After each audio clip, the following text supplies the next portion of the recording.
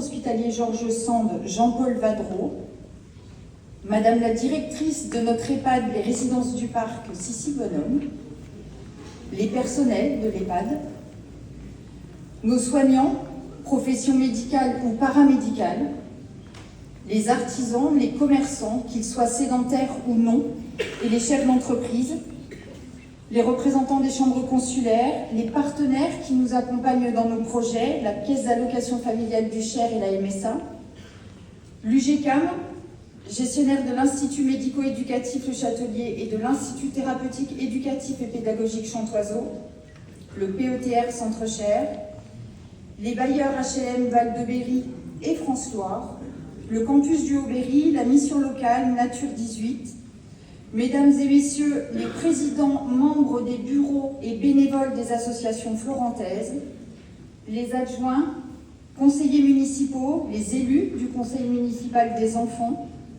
les agents des différents services de la mairie, nos policiers municipaux, Mesdames et Messieurs en vos grades et qualités, chères Florentaises et chers Florentais, chers amis. Je suis très heureuse de vous voir aussi nombreux ce soir. Chaque année, ce moment compte pour moi, parce qu'il est simple, parce qu'il est vrai, parce qu'il nous permet de nous retrouver, de prendre un peu de hauteur et de parler de notre commune telle qu'elle est, vivante, engagée, parfois bousculée, mais active et reconnue. Avant toute chose, permettez-moi de vous adresser au nom du conseil municipal, des agents de la commune et en mon nom personnel, mes vœux les plus sincères pour cette année 2026, des vœux de santé, bien entendu, et des vœux de sérénité, de joie et de moments partagés. L'année 2025 a été une année riche, une année où la vie a continué de s'écrire ici, à Saint-Florent. Nous avons tenu notre engagement de ne pas augmenter les impôts communaux des Florentaises et des Florentais.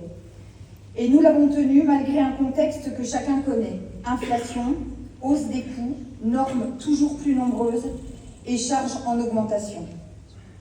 Ce choix est le résultat d'un travail quotidien de gestion, de priorisation, de recherche de financement et d'arbitrage parfois complexe. Mais c'est aussi un choix de justice et de respect envers les habitants. Alors quand on parle de la commune, on pense souvent aux bâtiments, aux travaux, aux projets.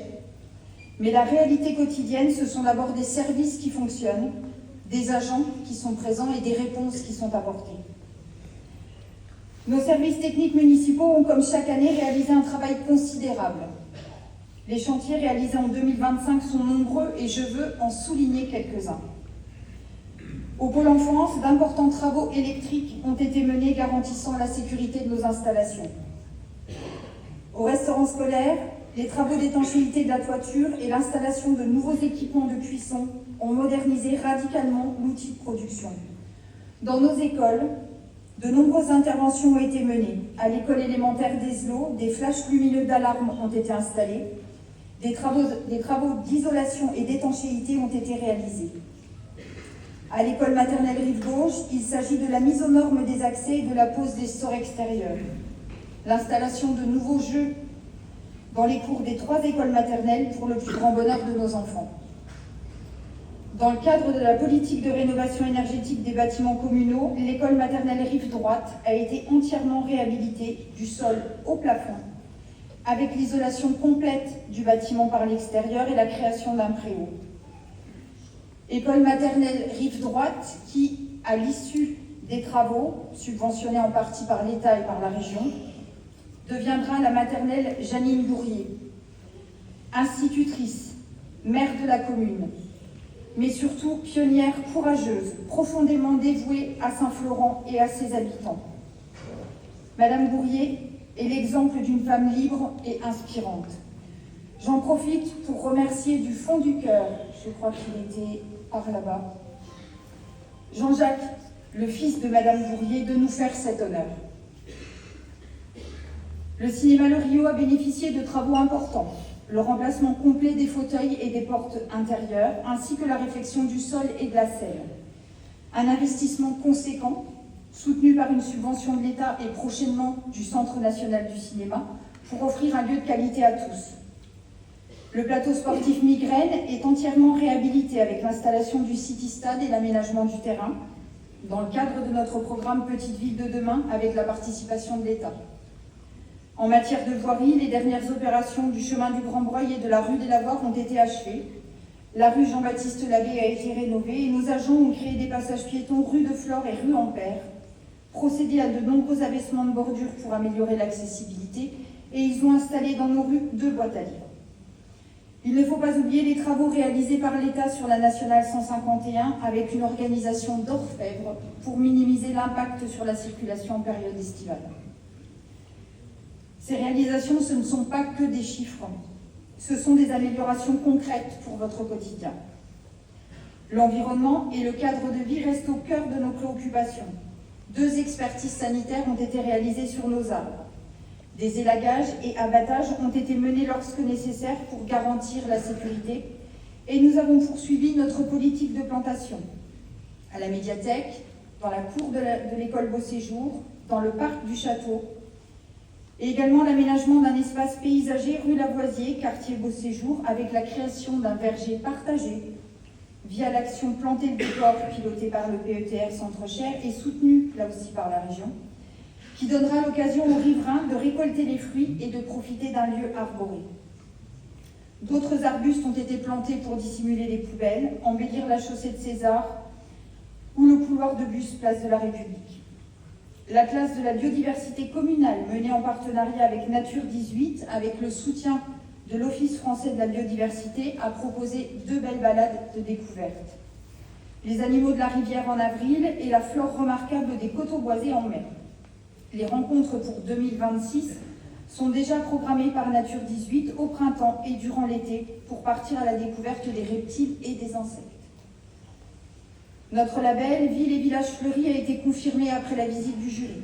Nous avons adapté notre politique de fleurissement avec des jachères fleuries au pied des platanes, dans le parc du château, aux entrées de ville, privilégiant des essences plus économes en eau et favorables à la biodiversité. La propreté urbaine a fait l'objet d'une attention particulière avec la mise en place d'une gestion spécifique entre le centre-ville et les rues résidentielles, l'installation de nouveaux cendriers et de poubelles biflues et la signalisation des espaces non fumeurs dans notre ville. Ce sont des petits changements, concrets, progressifs, mais mis bout à bout, ils dessinent une commune plus respectueuse et plus durable. Dans la continuité de nos actions en faveur de la sécurité, de nouvelles caméras de vidéoprotection ont été installées à l'intersection de la rue Tour de Beau et de l'avenue Chaussée de César, ainsi qu'à la déchetterie, avec la collaboration du SICTOM et la participation financière de la communauté de communes Ferchères. L'action en direction des enfants et des jeunes est également l'un des piliers du projet communal, avec les soutiens précieux de la CAF du Cher et de la MSA. En 2025, l'accueil de loisirs a poursuivi sa montée en charge. La fréquentation est en hausse régulière, obligeant la commune à adapter ses moyens humains et matériels. Ce sont des choix assumés, parce qu'ils répondent à un besoin réel des familles. L'événement Loisirs en famille a réuni plus de 300 participants. Ces chiffres disent quelque chose de très simple. Les familles ont besoin de temps partagé, elles ont besoin de liens et de moments accessibles. C'est pourquoi les services travaillent déjà sur une prochaine édition fin mai. Le mini-camp estival a permis à 15 enfants de vivre une première expérience de séjour collectif. Et pour certains, c'était même une première nuit en dehors du foyer familial. Ce sont des petits pas, mais là encore, des pas importants. À la rentrée de septembre 2025, notre service des affaires scolaires a enregistré les inscriptions de 506 enfants dans nos écoles, soit une hausse de plus de 4%. Ça représente 22 élèves de plus qu'à la précédente rentrée. 324 enfants fréquentent dorénavant l'école élémentaire d'Ezelot, 49 la maternelle Rive Gauche, 79 la maternelle Beau Séjour et 54 la maternelle Rive Droite. Le service des affaires scolaires a également animé le conseil municipal des enfants, dont les élus sont présents ce soir. Ensemble, Avec les services techniques, urbanisme et communication, les jeunes élus ont pu mener leur projet de cabane de lecture, inauguré dans le parc à la fin de l'année scolaire, et ils ont dévoilé la vidéo de lutte contre le harcèlement qu'ils ont réalisée. Un grand bravo à eux. Le restaurant scolaire Le Gavroche est un excellent exemple de ce que doit être un service public local. En 2025, la fréquentation a augmenté de 6%, avec dorénavant 417 enfants inscrits. Cela signifie plus d'enfants accueillis, plus de repas préparés, on est quasiment à 48 000 repas, plus de contraintes logistiques, mais aussi plus de familles qui sont accompagnées. De nombreux repas thématiques ont été organisés avec des partenaires fidèles, comme les Avetiers François pour le repas médiéval, la Chandeleur, le repas de gala, celui de Noël, la semaine du goût ou encore la semaine agri-locale. En 2025, la commune a procédé à la modernisation de la cuisine et au changement des équipements de préparation et de cuisson pour améliorer les conditions de travail des agents, l'autonomie des enfants, avec une nouvelle vaisselle qui est adaptée aux maternelles, et la qualité des repas. Aujourd'hui, la qualité des denrées est une priorité. Le budget qui y est consacré a encore progressé de 6% en 2025 et de 20% en 3 ans. 31% des produits servis proviennent de filières durables ou de qualité. 87% des viandes respectent les critères EGalim, dépassant largement l'objectif national de 60%. Ce sont des chiffres précis, mais surtout, ce sont des choix cohérents avec nos valeurs. La maison de la petite enfance reste un lieu essentiel pour les familles florentaises. 43 enfants de moins de 5 ans y sont inscrits à la semaine pour quelques jours ou pour quelques heures. Cette modularité répond aux besoins des familles. De nombreux ateliers ont été proposés, éveil musical, motricité, bébé lecteur ou encore des actions nature. Malgré les tensions que connaît le secteur de la petite enfance partout en France, le service a su s'adapter, maintenir la qualité de l'accueil et rester un point d'appui pour les parents. Le relais Petite Enfance continue également d'accompagner familles et assistantes maternelles dans un contexte de baisse nationale du nombre de professionnels.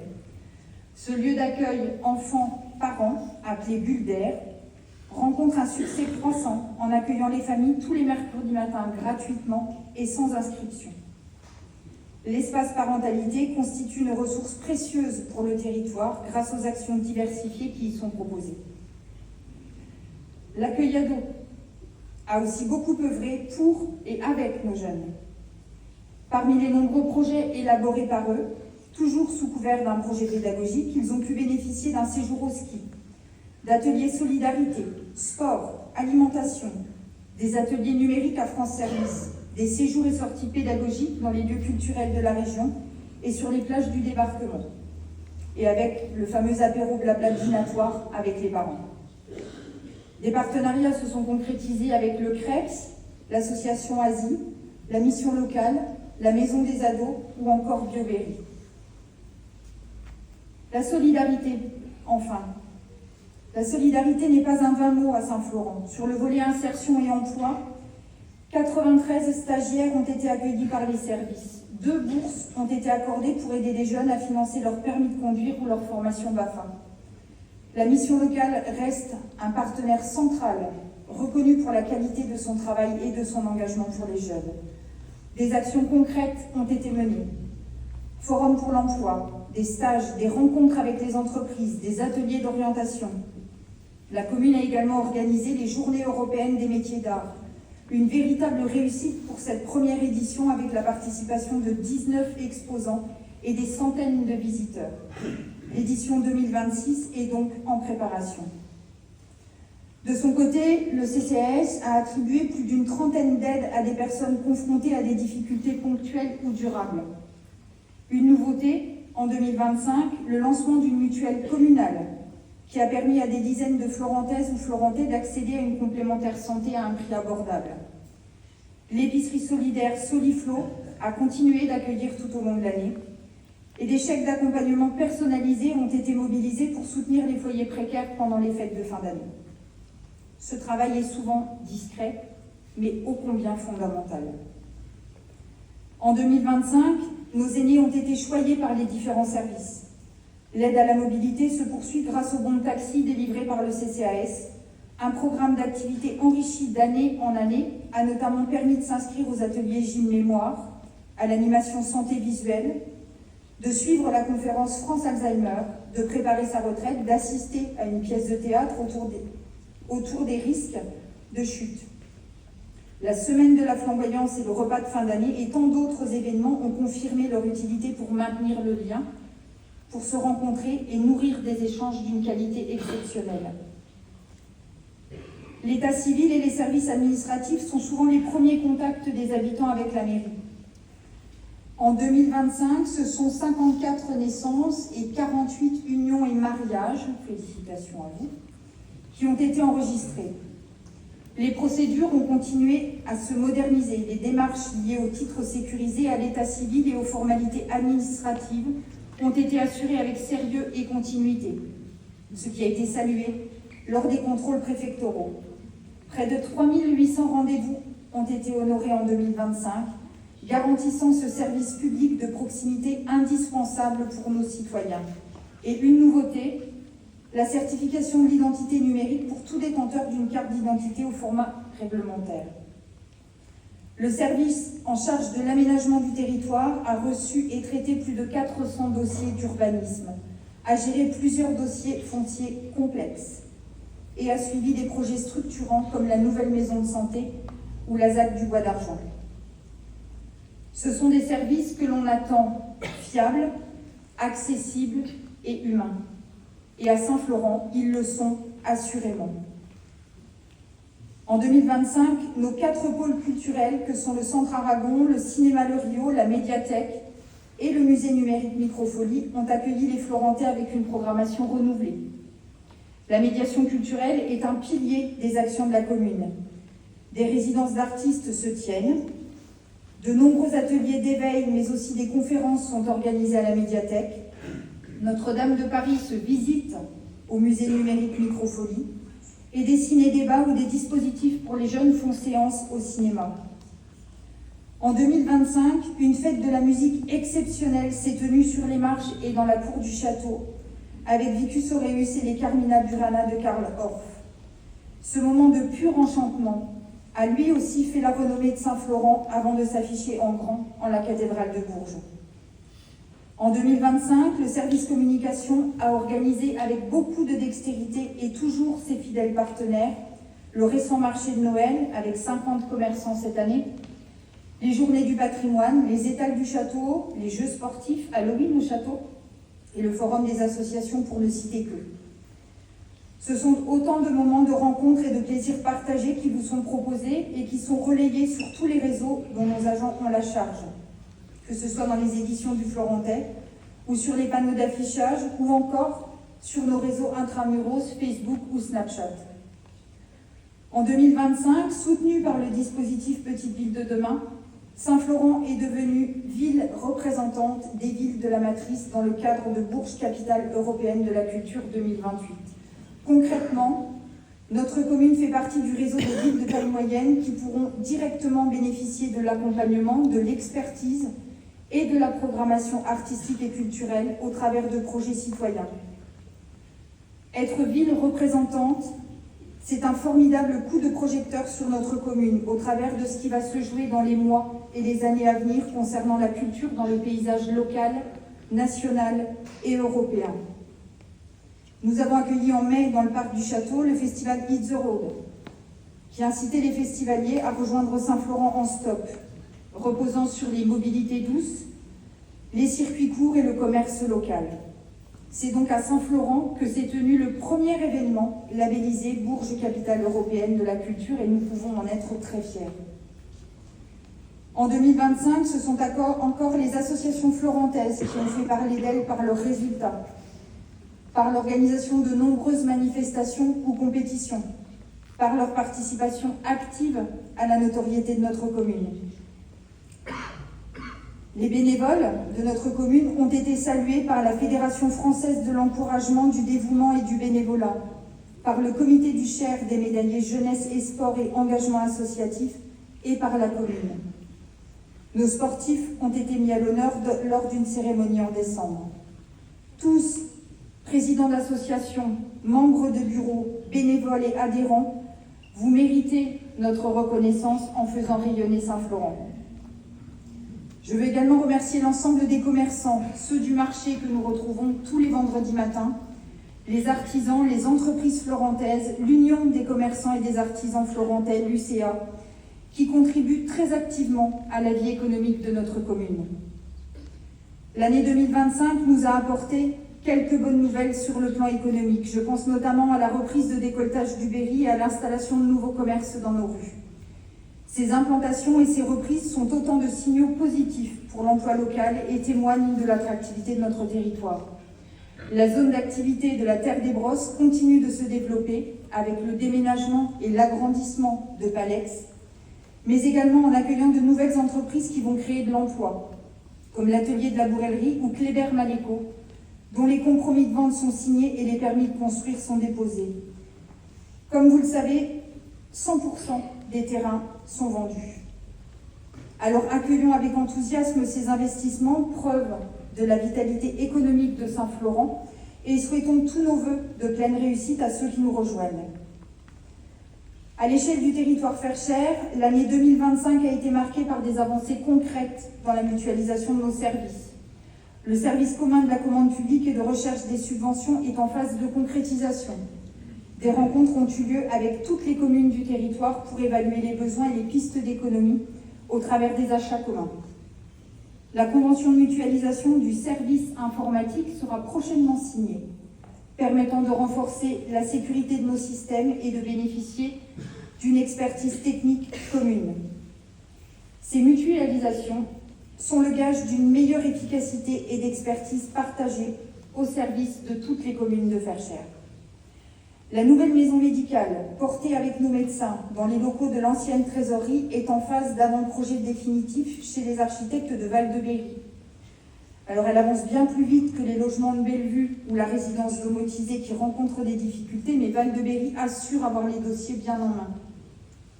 L'acquisition par la communauté de communes de la maison La Bonne, rue Paul Ladevèze, en face de la nouvelle maison médicale, formalise l'installation de professions médicales ou paramédicales, car la santé de nos administrés est un pilier essentiel du projet social de territoire.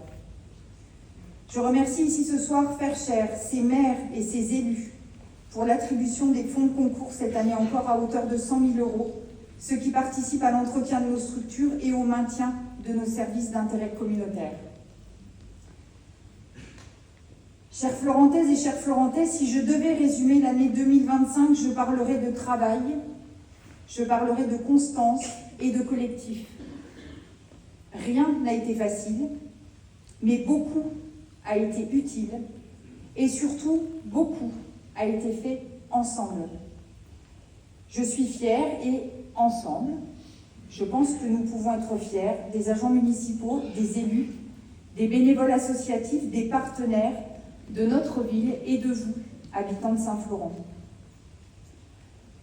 Alors je dois vous confier que 2025 a été une année de grande émotion d'un point de vue personnel, mais également une année exceptionnelle pour moi, à bien des égards. Déjà, c'était l'année de mes 50 ans, avec son lot de surprises. C'est l'année pendant laquelle j'ai fait beaucoup de périples, et je suis arrivée à 10 000 km au guidon de ma première moto. C'était ma première licence et mon premier match de foot avec les filles de l'USF Football. 2025, c'est également l'année où je suis devenue mamie de Romy, puis de Isaac. L'année où nous avons adopté Calimero, un berger australien extrêmement têtu de 7 ans.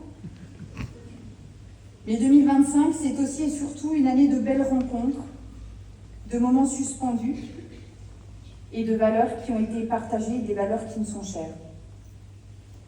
Mon engagement quotidien, qu'il soit personnel ou professionnel, c'est écouter, décider, parfois douter et souvent ajuster. Mais c'est toujours avancer, se renouveler et se projeter, en croyant profondément à la force du groupe et du collectif. Je crois en Saint-Florent. Je crois en sa capacité à avancer avec sérieux et humanité. Et je crois que son avenir se prépare avec du travail, de la constance et du respect. C'est pourquoi je continuerai à m'engager avec la même conviction, servir Saint-Florent et construire avec vous un avenir à la hauteur de ce que nous sommes. Je vous souhaite à tous une merveilleuse année 2026. Je vous remercie.